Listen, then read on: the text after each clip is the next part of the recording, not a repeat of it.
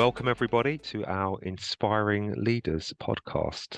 My name is Marc Barber, Director of Content at Criticaleye, and today I'm delighted to have Criticaleye's CEO, Matthew Blagg, with us today to share his thoughts on the landscape for businesses in 2024. Hello, Matthew, how are you? I'm incredibly well, Mark, and Incredibly well. Okay. very much so, and looking forward to a vibrant 24.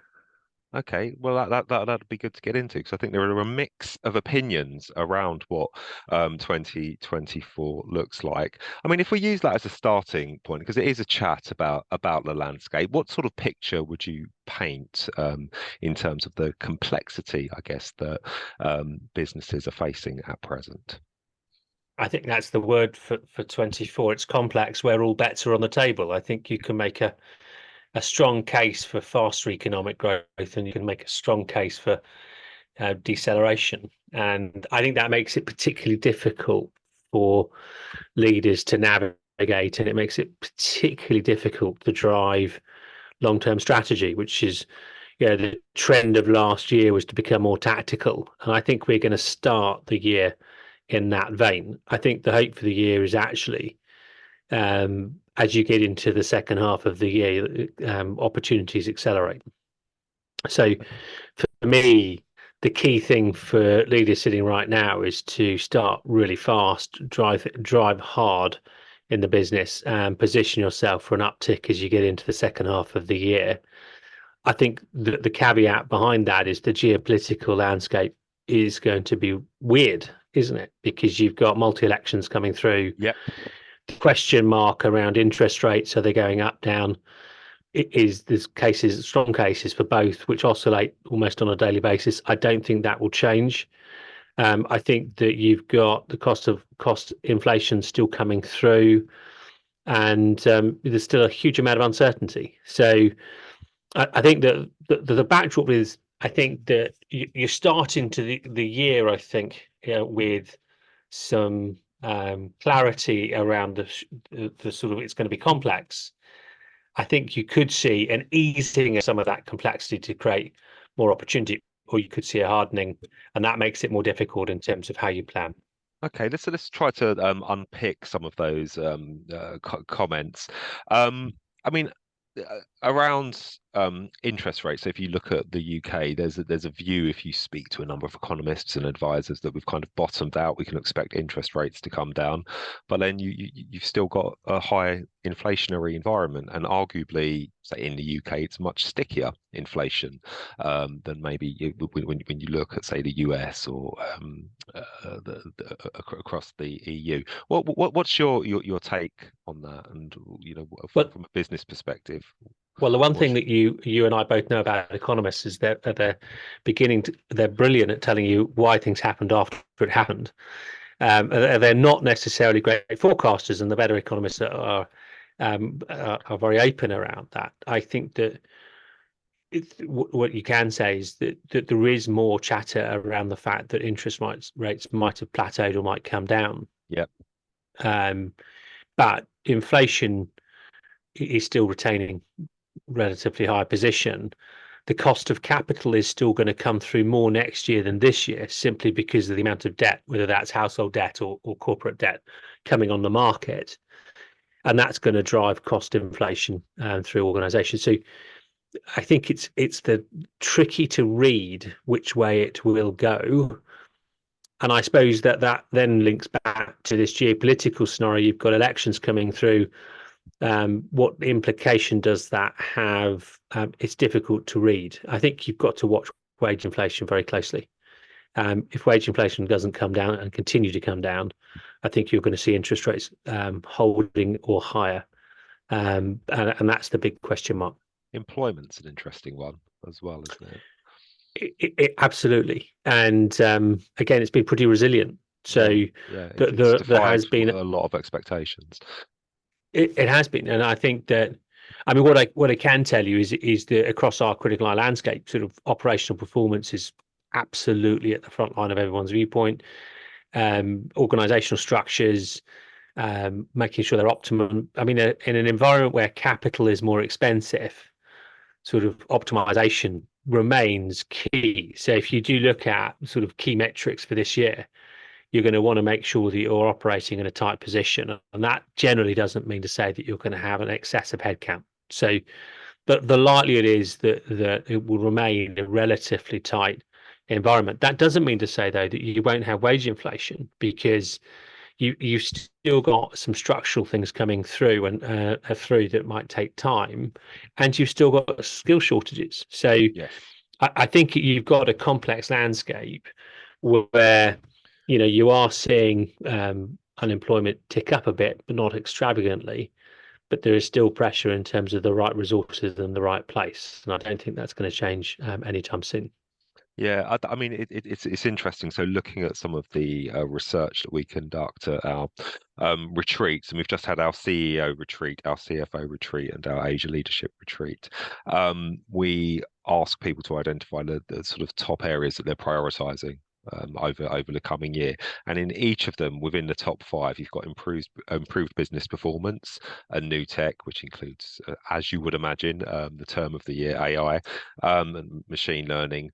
And it's interesting. It's across each of the areas in different geographies as well. It's improved business performance. It's looking at new technology, which feeds into the point that you're making, doesn't it? Where it's looking at how to optimize um, performance and organizational capability, I guess. Yeah, and that's true on a corporate level and on a personal level. At the end of the day, with capital going up, you then start looking at, do I need things? Do I really need things? You look at your house slightly differently in terms of what it needs. So you're, I think in 24, you'll see the consumer trends that are the outcome of that higher cost of capital, because it really will be prevalent across the marketplace. And again, it takes time for high interest costs to come really into the marketplace. And I think next year you'll see the implication of it. I think if you do see interest rates come off, I think you will then see more ambition and more opportunity for organizations. It's just that big if at the moment.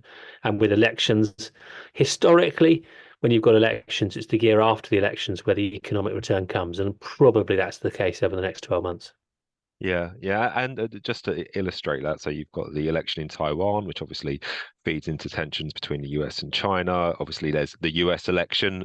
Trump is looking stronger by the day. UK, there's no dates been called as yet, as far as I'm aware, but obviously that will happen in 24. Russia, Putin will be likely to get his fifth term, and then there's the European Parliament as well. So I mean, the conversations again when we were in Singapore recently for our retreat, the geopolitical situation. I mean, it's right up there, isn't it, in terms of the risk register for businesses at present? It's up there, but I'd say that the macro position from a leadership perspective is less relevant than the implications on your individual organization. And what do I mean by that? I mean, ultimately, corporate affairs, the interrelationship with government regulatory structures, that's the implication that I think is more prevalent than necessarily the wider geopolitical sort of landscape, which is hard to read and possibly doesn't have an immediate impact on your organization. And I think what you do have to do in leadership at the moment is really be brutally clear about the things you can influence. Okay. So do I think as a leader this year, you are going to need to have world-class corporate affairs and regulatory involvement? Yes, you are. Are you going to have much of an issue about the picture than that? Probably not. So I think that focus on what you can achieve, make sure that you really are clear in terms of the areas that you can win in the year. And I think those leaders that get that from the beginning of the year will make a big difference. Okay. Oh, speaking to one of the attendees at our retreat, the comment was made there is too much cautiousness currently. Companies thrive when they make big calls in tough times. Is that does that sort of echo your thinking and this idea about real clarity about where you need to be as a business? It will vary by sector, I appreciate. I think usually in life and historically, those that are counter-cyclical outperform those that follow the trend. So, yes, big calls make big returns.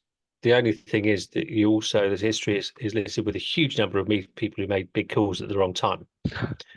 So I think that is the sort of challenge. What I would say with high interest rates, if they retain high, big calls are more difficult because the access to capital Is the big and thing. then the pressure on the capital does make it more difficult. And that is why you're seeing, across Criticaleye, CFOs have a stronger stance in terms of strategic decision making, the boards being wanting to analyze more. So there is more hesitance on that. Conversely, though, private equity capital, there's a huge amount there to deploy. So there is no question that there is huge opportunity and opportunity to restructure sectorally. So, but it is about making sure that you've got capital clarity, because if you get in the wrong place on that, I think you're going to be in trouble. Do you think some businesses are challenged by a lack of experience of how to operate in these market conditions? I was speaking to a chair of a large group 2 days ago, and that was exactly the discussion that we were having, is the competency around the table. And their feeling was that there's quite a lot of experience that has now moved plural, and now you've got quite an inexperienced executive environment where they don't have those reference points, Yeah. and there's a danger that that pressure builds on them. My slight caveat to that is that these environments make leadership. So I think there is a generational change. I think it's a massive opportunity for society, actually, if you harness that. And I think it's a huge organizational opportunity. And I think if you've got experience, but you're not match fit, I think it's a good time to get out. And at the end of the day, you've got to run hard. Do you see a bit of that as well? I think you've always got those things going on. I mean, if you take the period 09-10 in terms of post the financial collapse, massive leadership change. If you look at the businesses that emerged from that, huge. I think you'll see the same issues emerging. I mean, it is an environment where the pace is really relentless. So, if you're capitally independent, you've been there and done it, and are you as motivated? Do you really have the energy to drive at the pace that's required? And that's absolutely going to go on. Now, I think you've then got inexperienced executives coming into a highly charged stakeholder environment. And I think there's a real danger that they run into that and can land themselves in trouble. That's why, the sort of need for mentoring and the pieces of work that we do are so important in this market. Okay, because you are seeing more new CEOs being appointed, new chairs coming in, Correct. um, and you've got to hit the ground running, haven't you? Like you say, from a stakeholder perspective, if you look at the sort of, from a public company perspective, it's difficult with shareholders at present, how you're managing that investor relations piece. I think that the observationally through our work at Criticaleye, leadership is becoming increasingly tactical, and I think that's a big worry. And I think that is the danger of less experience can get focused on the short-term reaction rather than the long-term pattern. And I think if you're driving that agenda at a pace that's relentless, I think it becomes dangerous. So and to break that down, when you talk about tactical behaviours, now there's always a balancing act between short and long term. But where do you see some of those tactical behaviours playing out, and what do you see as some of the potential consequences of that? there's two great examples of work that's going on in Criticaleye, where we're working across executive teams, and in both cases you've got internal challenge at the executive level between some of the group functions and the division P&L owners. And if I'm honest, that there's a degree of healthy tension, but I would say it's crossing into less healthy tension. Okay. And I would observe that the biggest challenge is that they're so busy, they don't actually spend time together. And I think that's where their problem lies, because actually, if they're able to sit outside the structure of their business and actually talk it through, I think they get to the solution much quicker. Whereas some of that pressure is meaning they're becoming quite reactive. And I think in this environment, that is quite common. And so the ability to not react, and I think in leadership, often the important thing is to try and get things out of people's way. I think there's a danger that because of all of that pressure, it adds to the intro. And I would say that's true regardless of your ownership structure. I mean, I was with the chairman of a private equity backed group a few days ago, and the big comment was, PE backers are now expecting much more information flow. They've got partners who personally feel, talking about their liability and exposure, They're exposed. Yeah. and as such, they're more involved. And the comment is that they're bogging the business down. And so, again, I don't think it matters your ownership style. I think there's a danger that the stakeholder community, and whether it's shareholders, whether it's government, become more involved, and at the end of the day that just bogs the organization down right at a point when leadership is about trying to go faster and pushing. You can end up internal, and if you end up internal in a tight marketplace, I don't think it's good.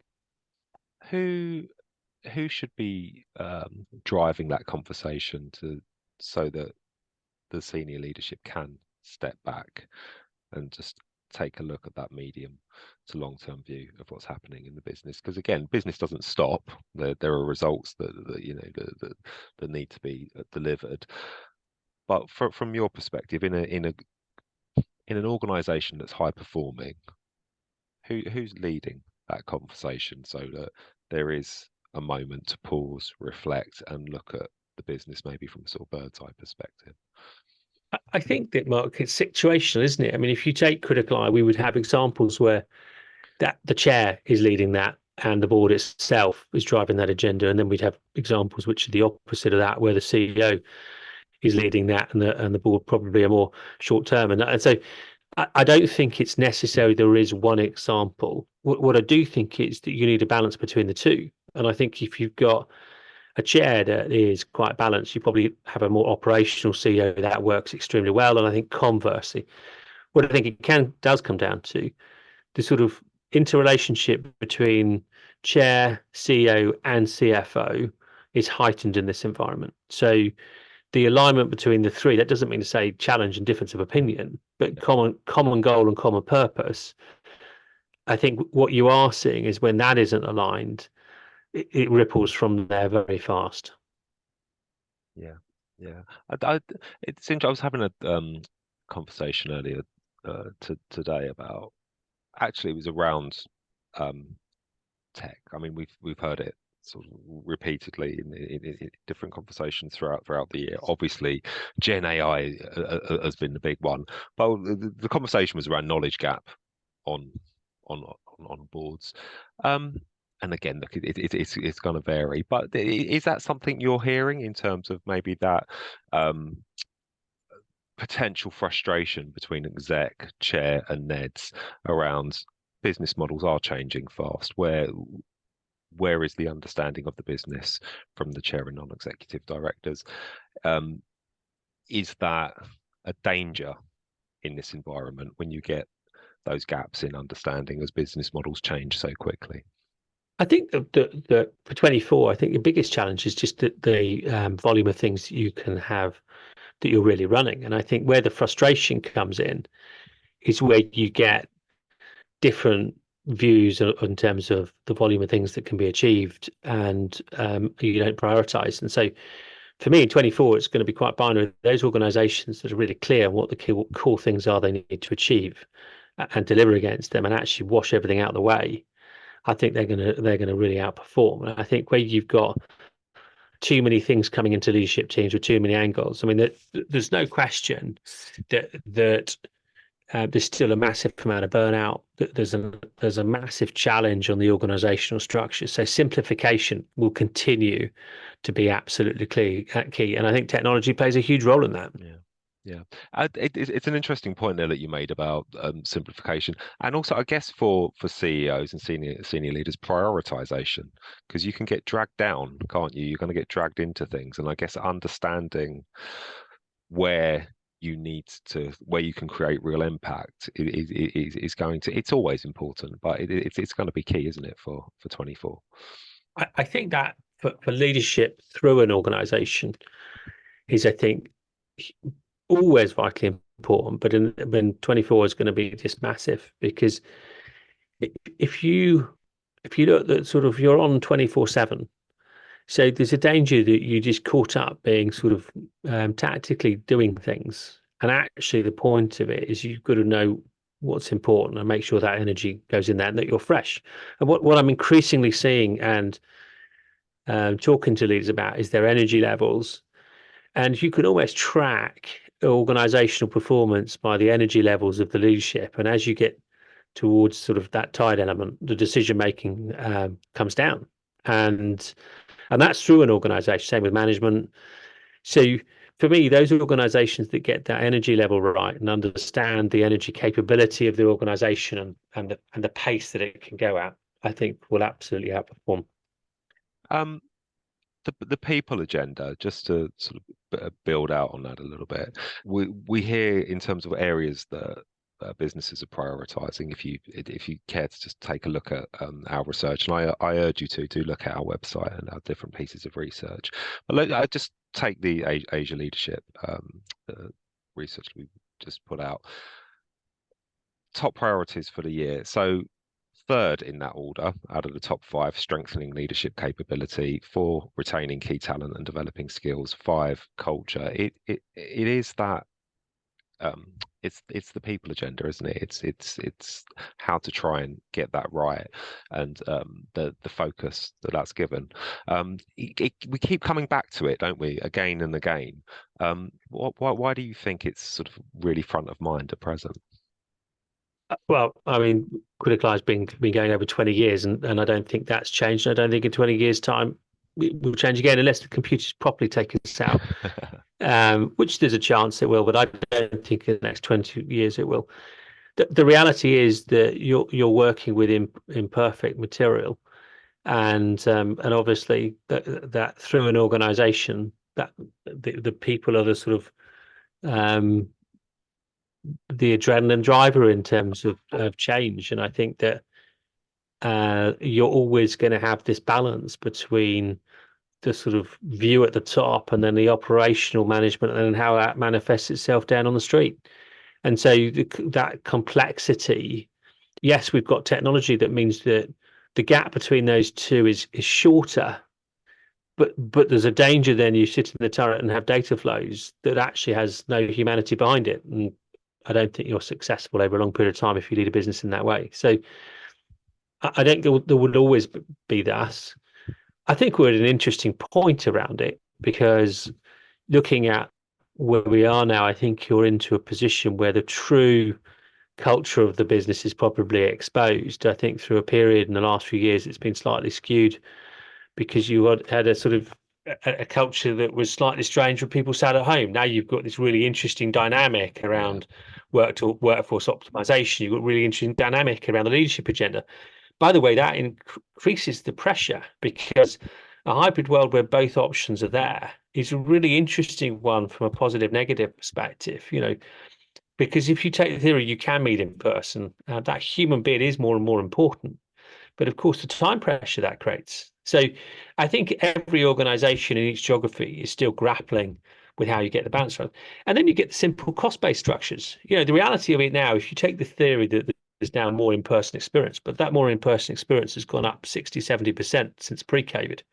That in itself is an interesting challenge because we're at a point where you can't just pass the cost down onto the customer. And that's what makes 24 really exciting.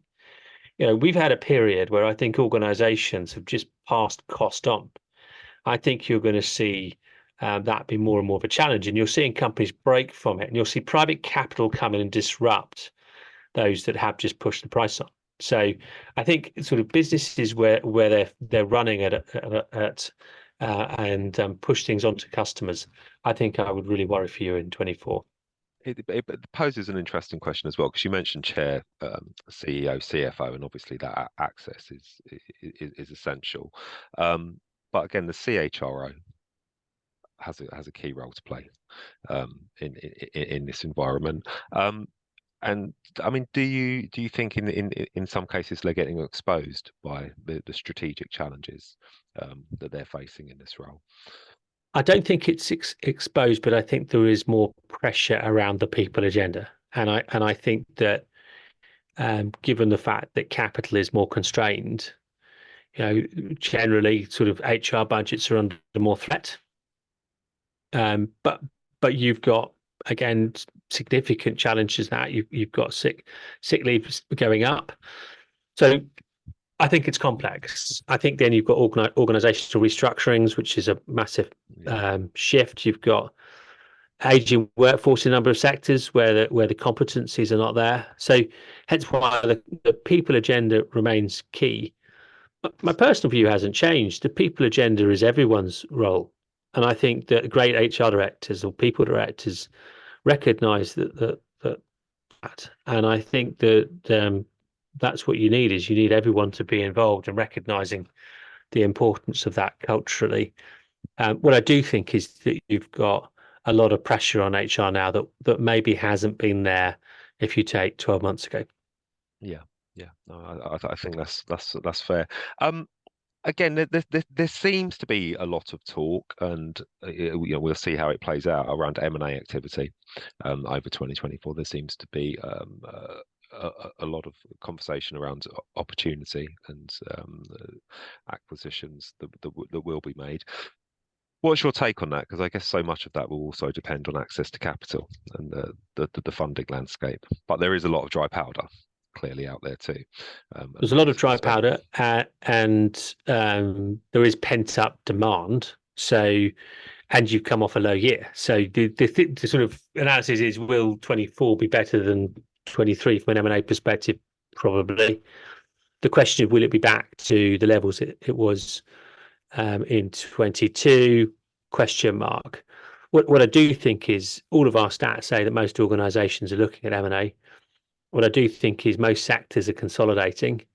So, ergo, yes, there will be more M&A work. The really interesting thing is to see what the balance and mix of that is. I think we'd all love to see the public markets come back, because I think a thriving business environment has all options open, and that wasn't necessarily the case for 23, or certainly parts of 23. So my view is that's the really interesting bit to watch from. I hope would be by second half that the IPO market comes back.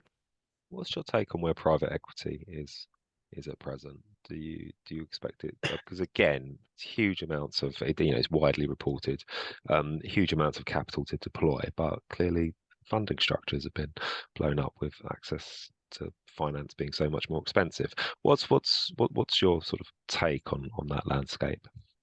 Well, I think if you take our private equity members, I mean, they paint to a complex landscape. There's no question it's capital. Though the cost of capital going up does make some of the things less attractive than they were. Getting money out from private equity models is more difficult. Generally, what you're seeing in the exits come through, capital's having to roll. So you can be caught in things for longer.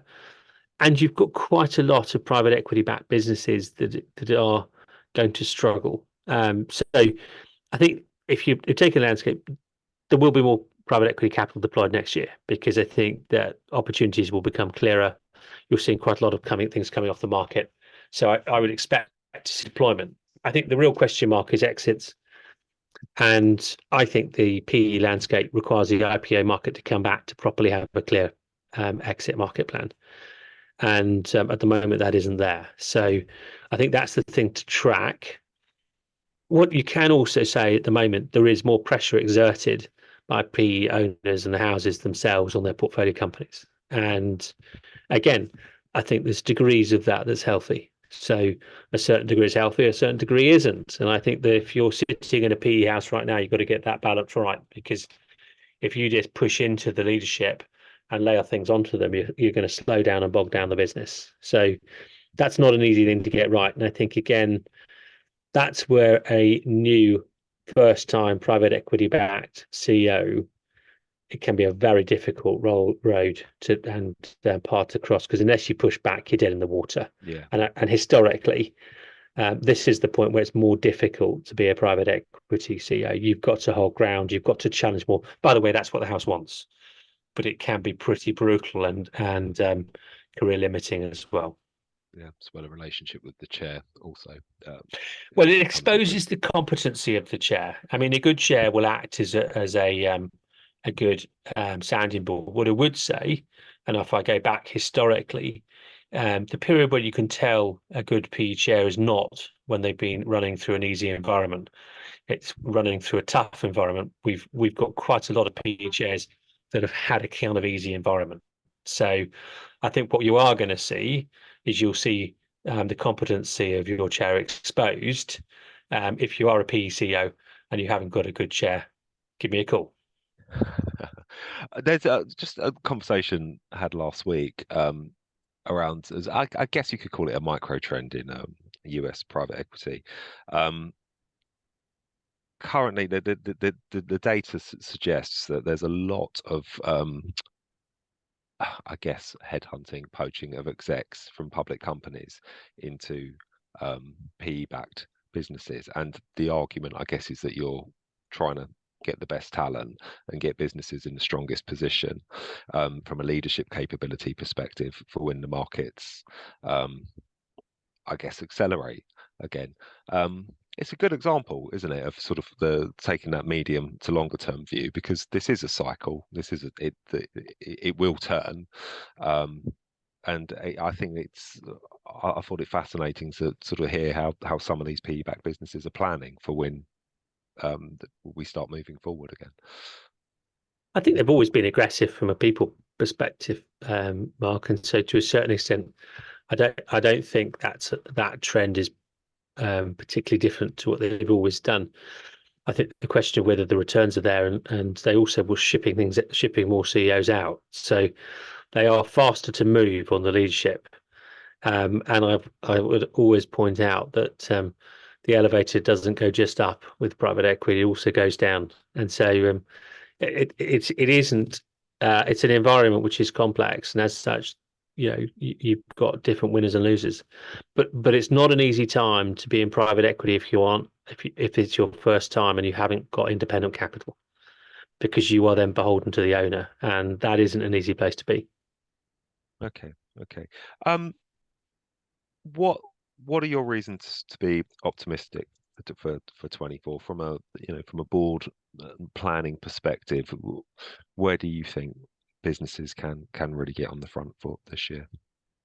On a personal level, I think this is probably the best environment that I've seen from a pure leadership perspective. And again, what do I mean by that? I mean, essentially, if you're a leader, you should be able to cope in a complex environment where there's natural challenges. I think this is a more natural challenge-based environment, and I think you will see a real differential between those organizations that have strong leadership that then runs through the business and those that don't. So for me, I think if you're sitting here now and you're slightly concerned about the competency of leadership, you're going to have to change things pretty quickly, because this is a top quartile performance market.